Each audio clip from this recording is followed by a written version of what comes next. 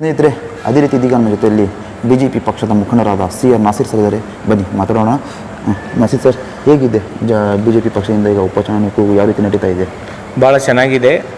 ಈ ಸತಿ 100% ಭಾರತೀಯ ಜನತಾ ಪಾರ್ಟಿ ಕ್ಯಾಂಡಿಡೇಟ್ ಶ್ರೀನಿವಾಸ್ ದಾಸ್ಕರಿಯಪ್ಪ ಅವರು ಗೆದ್ದೇ ಗೆಲ್ತಾರೆ, ಅನುಮಾನನೇ ಇಲ್ಲ. ನಮ್ಮ ಕೇಂದ್ರದ ಮಾಜಿ ಸಚಿವರು ಹಾಗೂ ನಮ್ಮ ನಾಯಕರಾದಂಥ ಶ್ರೀಮಾನ್ GM ಸಿದ್ದೇಶ್ ಸಾಹೇಬರಿಗೆ ನೀವು ಪ್ರಶ್ನೆಗಳು ಕೆಲವು ಕೇಳಿದರು, ಅವರು ಉತ್ತರ ಕೊಟ್ಟಿದ್ದಾರೆ. ನಾನು ಅದೇ ಇನ್ನೊಂದು ಸತಿ ನಿಮಗೆ ನಾನು ಉತ್ತರ ಕೊಡೋಕ್ಕೆ ಬಯಸ್ತೀನಿ. ಇದು ಭಾರತೀಯ ಜನತಾ ಪಾರ್ಟಿ ನಮ್ಮ ವಿಶ್ವದಲ್ಲಿ ಒಂದು ದೊಡ್ಡ ಹೆಸರು ಮಾಡಿದ್ದಾರೆ. ಶ್ರೀಮಾನ್ ನರೇಂದ್ರ ಮೋದಿಯವರು ಈ ನೇತೃತ್ವವನ್ನು ವಹಿಸಿದ್ದಾರೆ. ಆ ಪಕ್ಷದಲ್ಲಿ ಇಂಡಿಯಾದಲ್ಲಿ ಯಾವುದೇ ಸ್ಟೇಟ್ನಲ್ಲಿ ಆಗಲಿ ಅಂಥ ಕ್ಯಾಂಡಿಡೇಟ್, ಡಮ್ಮಿ ಕ್ಯಾಂಡಿಡೇಟ್ ಹಾಕೋಕ್ಕೆ ಪ್ರಶ್ನೆನೇ ಇಲ್ಲ. ನಮ್ಮ ಕ್ಯಾಂಡಿಡೇಟ್ ಸ್ಟ್ರಾಂಗ್ ಕ್ಯಾಂಡಿಡೇಟ್. ಒಬ್ಬ ಸಾಮಾನ್ಯ ಕಾರ್ಯಕರ್ತರಿಗೆ ಮಾನ್ಯ GM ಸಿದ್ದೇಶ್ ಸಾಹೇಬರು ಟಿಕೆಟ್ ಕೊಡಿಸಿದ್ದಾರೆ. ಹಗಲು ರಾತ್ರಿ ಅವ್ರು ಕೆಲಸ ಮಾಡ್ತಾಯಿದ್ದಾರೆ. ನಾವು ಈ ಕ್ಷೇತ್ರದಲ್ಲಿ ಈ ಸತಿ 100% ನಾವು ಗೆಲ್ತೀವಿ. ಸರ್, ಈಗ BJP ಪಕ್ಷದಿಂದ ಈಗ ಅಲ್ಪಸಂಖ್ಯಾತರ ಮುಖಂಡರಾಗಿರ್ತೀರ. ಈ ಬಾರಿ ನಿಮಗೆ ಅಲ್ಪಸಂಖ್ಯಾತರ ಎಷ್ಟು ಮತಗಳು ಬರುವ ಲಕ್ಷಣಗಳಿದೆ ಸರ್? ಈಗ ನಾವು ಕೆಲಸ ಶುರು ಮಾಡಿದ್ದೀವಿ, ಎಲ್ಲ ಕಡೆ ಓಡಾಡ್ತಿದ್ದೀವಿ. ಅದ್ರ ಜೊತೆಗೆ ಇವತ್ತು ವಿಶೇಷವಾಗಿ ಮುಸಲ್ಮಾನರು, ಅಲ್ಪಸಂಖ್ಯಾತರ ಅಂದರೆ ವಿಶೇಷವಾಗಿ ಮುಸಲ್ಮಾನರದ್ದು ಗಮನ ಏನಿದೆ ಅಂತಂದರೆ, ನಿಮ್ಮೆಲ್ಲ ಗೊತ್ತಿದೆ, ನೀವು ಲೋಕಲ್ ಸೋಷಿಯಲ್ ಮೀಡಿಯಾವರು ನೀವು ಸಾಕಷ್ಟು 2 ತಿಂಗಳಿಂದ ಇದೆಲ್ಲ ನೀವು ಕವರೇಜ್ ಮಾಡ್ತಿದ್ದೀರ. ನಿಮ್ಗೆ ಗೊತ್ತಿದೆ, ಇವತ್ತು ಬೈ ಎಲೆಕ್ಷನ್ ನಡೀತಾ ಇದೆ. ಮಾನ್ಯ ಶಾಮನೂರು ಶಿವಶಂಕರಪ್ಪ ಅವರು ನಿಧನವಾದ್ರಿಂದ ಈ ಬೈ ಎಲೆಕ್ಷನ್ ನಡೀತಾ ಇದೆ.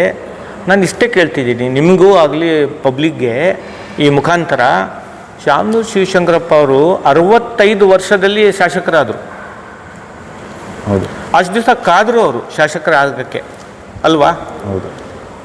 ಈಗ ಅವ್ರ ಮೊಮ್ಮಗನಿಗೆ ಕೊಟ್ಟಿದ್ದಾರೆ ಟಿಕೆಟ್. ಅವನು ಜಸ್ಟ್ ಈಗ 26 ವರ್ಷ.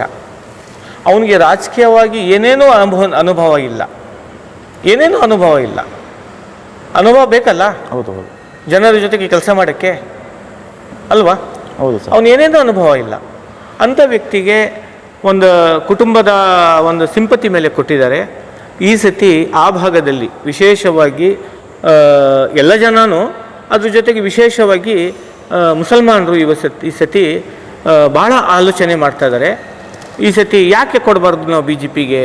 ಈ ಸತಿ ಯಾಕೆ ಕೊಡಬಾರ್ದು? ಅವ್ರಿಗೆ ಒಂದು ಕೊಟ್ಟು ನೋಡೋಣ ಅಂಥೇಳಿ ಆ ಭಾವನೆಯನ್ನು ನಮ್ಮ ವಿಶೇಷವಾಗಿ ಮೈನಾರಿಟೀಸ್ ಏರಿಯಾ, ಮುಸಲ್ಮಾನ್ ಏರಿಯಾನಲ್ಲಿ ನಡೀತಾ ಇದೆ. ಅದ್ರ ಜೊತೆಗೆ ಇನ್ನೊಂದು ಪ್ರಶ್ನೆ ಕೇಳಿದ್ರಿ ನೀವು, ಅಭಿವೃದ್ಧಿ ಬಗ್ಗೆ ನೀವು. ಹೌದು ಸರ್. ಅಲ್ವಾ? ಅಭಿವೃದ್ಧಿ ಬಗ್ಗೆ ನಾನು ಇಷ್ಟೇ ಹೇಳ್ತೀನಿ. ನಮ್ಮ ಮಾನ್ಯ GM ಸಿದ್ದೇಶ್ ಸಾಹೇಬರು ಇಲ್ಲಿದ್ದಾರೆ, ಅವ್ರ ಮುಂದೆ ಹೇಳೋಕ್ಕೆ ನಾನು ಇಚ್ಛೆ ಪಡ್ತಿದ್ದೀನಿ. ಈಗ ನರೇಂದ್ರ ಮೋದಿ ಅವ್ರದ್ದು ಒಂದು ಕಾನ್ಸೆಪ್ಟ್ ಇತ್ತು.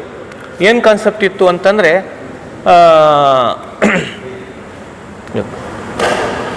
ರೆಸ್ಪೆಕ್ಟ್ ಮೇ ಹಿಂಗೆ ಒಂದು ಕಾನ್ಸೆಪ್ಟ್ ಇತ್ತು. ಏನು ಕಾನ್ಸೆಪ್ಟ್ ಇತ್ತು? ದೇಶದಲ್ಲಿ ಸ್ಮಾರ್ಟ್ ಸಿಟಿಗಳು ಆಗಬೇಕು ಅಂಥೇಳಿ. ನಮ್ಮ ವಿಶ್ವದಲ್ಲಿ ಭಾಳಷ್ಟು ಸ್ಮಾರ್ಟ್ ಸಿಟಿಗಳು ಇದೆ.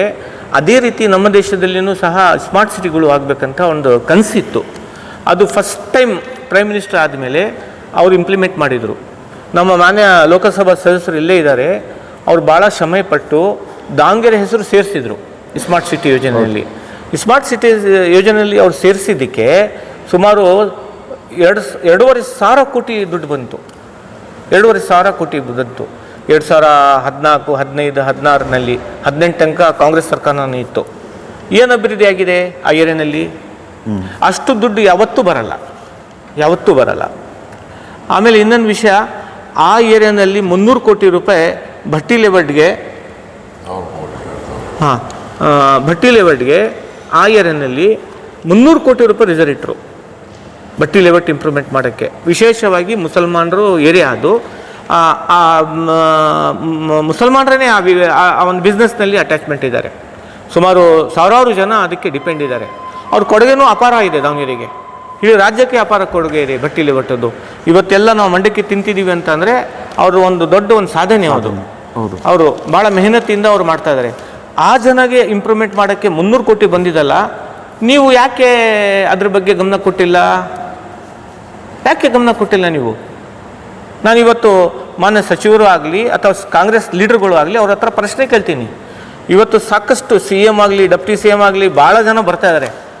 ನನ್ನ ಅನಿಸಿಕೆ, ನಾನು ನನ್ನ 35 ವರ್ಷದ ಸರ್ವೀಸ್ ಪೊಲಿಟಿಕಲ್ ಸರ್ವೀಸ್ನಲ್ಲಿ ಹೇಳ್ತಾ ಇದ್ದೀನಿ, ಇಲ್ಲಿ ಯಾರು ಬಂದ್ರೂ ಮುಖ್ಯಮಂತ್ರಿ ಬಂದ್ರೂ ಈ ಕ್ಷೇತ್ರದಲ್ಲಿ ಏನು ಇನ್ಫ್ಲುಯೆನ್ಸ್ ಮಾಡೋಕ್ಕಾಗಲ್ಲ. ಜನ ಎಲ್ಲ ಭಾಳ ಅವೇರ್ನೆಸ್ ಇದೆ, ಅವ್ರಿಗೆ ಗೊತ್ತಿದೆ ಇಲ್ಲಿ ಕೆಲಸ ಏನಾಗಿದೆ, ಕೆಲಸ ಆಗಿಲ್ಲ ಅಂಥೇಳಿ. ಇವರೆಲ್ಲ ಲೀಡರ್ಗಳು ಬರ್ತಿರೋದು ಶೋ ಮಾಡೋಕ್ಕೆ ಬರ್ತಾ ಇದ್ದಾರೆ, ಶೋ ಮಾಡಿ ಹೋಗ್ತಾರೆ ಅಷ್ಟೇ. ಜನ ಸರಿಯಾದ ರೀತಿಯಿಂದ ಈ ಸತಿ ಬುದ್ಧಿ ಕಲಿಸ್ತಾರೆ ಅಂಥೇಳಿ ನನಗೆ ನಂಬಿಕೆ ಇದೆ. ನಾವು ಗೆಲ್ತೀವಿ.